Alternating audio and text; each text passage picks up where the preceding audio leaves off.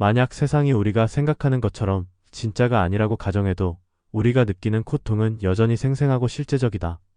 세상이 가짜일지라도 우리의 감정과 고통은 여전히 우리에게 실제로 다가온다. 설령 모든 것이 허상이라 해도 우리가 느끼는 아픔, 슬픔, 기쁨은 우리 안에서 일어나는 경험이라고 할 수 있다.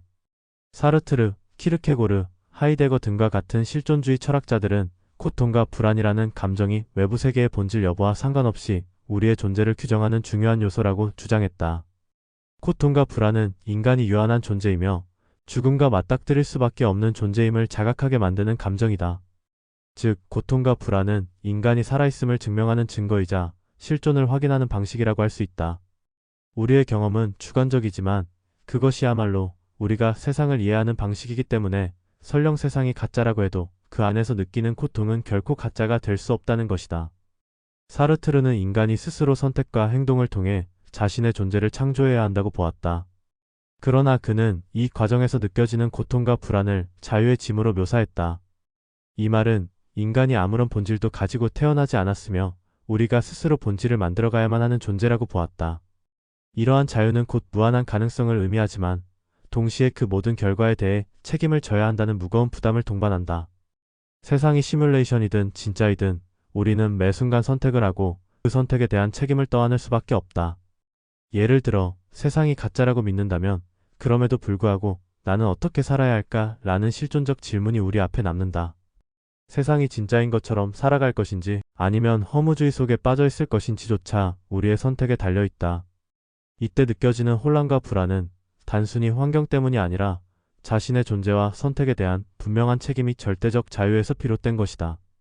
사르트르는 타인은 지옥이다 라는 유명한 문구를 통해 인간의 고통과 불안이 자주 타인과의 관계에서 비롯된다고 분석하였다. 이는 본질적으로 타인이 나를 한낱 객체로 바라보는 시선 속에서 내가 나 자신을 객체화하면서 느끼는 고통을 의미한다. 예를 들어 세상이 가짜라는 것을 깨달은 당신이 여전히 타인들과 관계를 맺고 있다고 가정해보면 당신이 이 세상을 구성하는 현실이 가짜라고 느끼고 있더라도 타인의 행동과 말 그리고 그들이 나를 바라보는 응시는 여전히 당신에게 실질적인 고통을 줄 수 있다.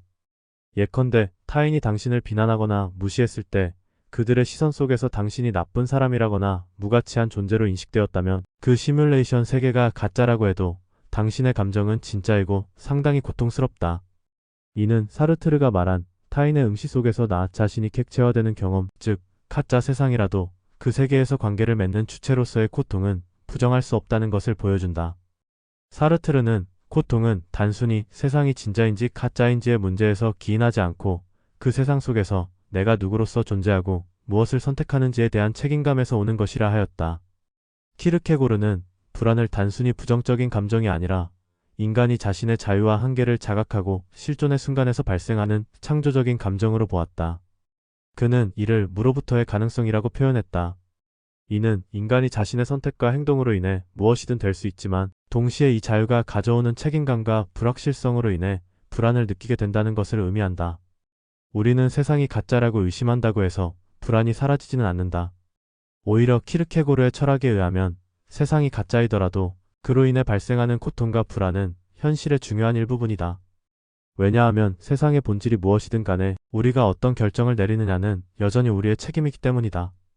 마치 당신이 컴퓨터 시뮬레이션 속의 세상에 살고 있든 진짜 현실에 살고 있든 그 차이를 인식하는 순간 느껴지는 불안은 당신이 존재하고 있음을 증명하는 것이다. 키르케고르는 이런 불안을 삶에서 도망치지 않고 온전히 감수하며 자신의 선택을 통해 더 높은 단계로 도약하는 과정이 인간의 실존적 과제라고 보았다. 결국 세상이 진짜든 가짜든 당신이 느끼는 고통과 불안은 존재론적으로 진짜이고 키르케고르에게 이 고통은 우리 존재의 깊이를 이해하고 더 나은 나를 찾아가는 통로 역할을 한다. 하이데거 역시 불안을 인간 실존의 핵심 요소로 삼았다. 다만 그는 키르케고르의 종교적 초월보다는 인간 존재 자체에 더 초점을 맞추었다.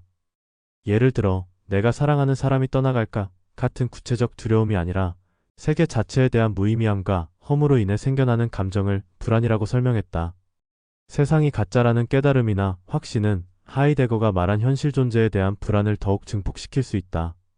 갑자기 내가 여기서 무슨 의미를 찾아야 하지? 내가 내리는 선택들은 전부 아무 의미가 없는 걸까? 라는 실존적 질문들이 떠오르기 시작한다. 하지만 하이데거는 이런 불안이야말로 진정으로 자기 자신과 대면하게 되는 순간이라고 보았다.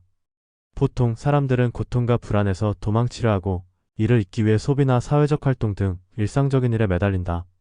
하지만 이러한 도피 상태에 빠지지 않고 고통과 불안을 있는 그대로 받아들이는 것이 진정한 자기 자신과 마주하게 되는 길이다. 하이데거의 철학에서 고통과 불안은 단순히 부정적인 감정이 아니라 우리가 자기 자신과 세계의 본질을 탐구할 수 있도록 만드는 계기다. 세상이 가짜라는 사실이 고통스러운 불안을 만든다고 해도 우리는 이 순간을 통해 진정한 나의 존재와 마주할 수 있다. 실존주의 철학은 현대 심리학인 인지행동치료와 같은 심리치료 접근법에서도 매우 유사한 방식으로 반영되고 있다. 인지행동치료의 핵심은 우리가 경험하는 감정과 고통이 외부 사건 자체에 의해 발생하는 것이 아니라 그 사건을 우리가 어떻게 인식하고 해석하느냐에 의해 결정된다는 것이다. 즉, 세상이 진짜인지 가짜인지는 그 고통의 본질에 있어 중요하지 않으며 우리가 내면적으로 경험하는 해석과 감정이 현실로 작용한다. 이 논리는 사르트르와 같은 실존주의자가 고통을 주관적 경험이자 실존의 증명으로 보는 시각과 맞닿아 있다. 인지행동치료에서는 다양한 부정적 감정인 불안, 슬픔, 절망이 우리가 가진 왜곡된 사고와 인지적 오류 또는 부정적인 신념에서 기인한다고 보고 있다.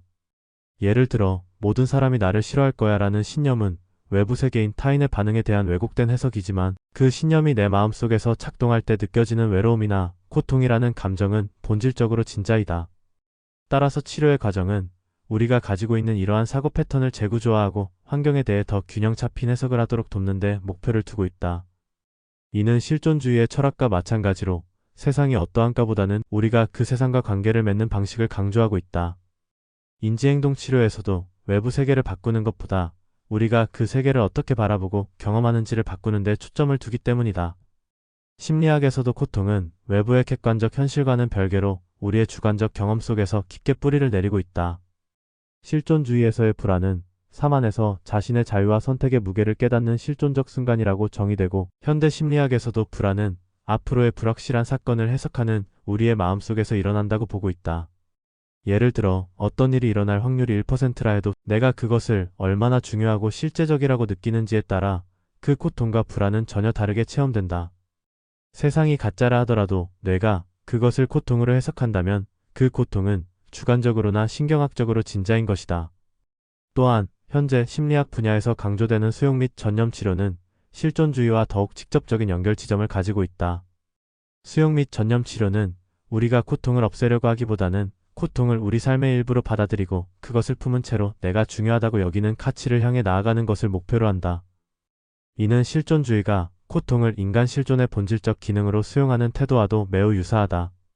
세상이 어떻든 간에 우리의 해석과 그로 인한 감정은 우리의 뇌와 마음속에서 일어나는 실제적 현상이기 때문에 그 고통은 현실이다. 그러기에 존재의 유한함 속에서 느끼는 고통의 순간들이 우리의 삶을 구성한다. 영상이 마음에 드셨다면 구독과 좋아요 부탁드립니다. 여러분의 응원이 큰 힘이 됩니다.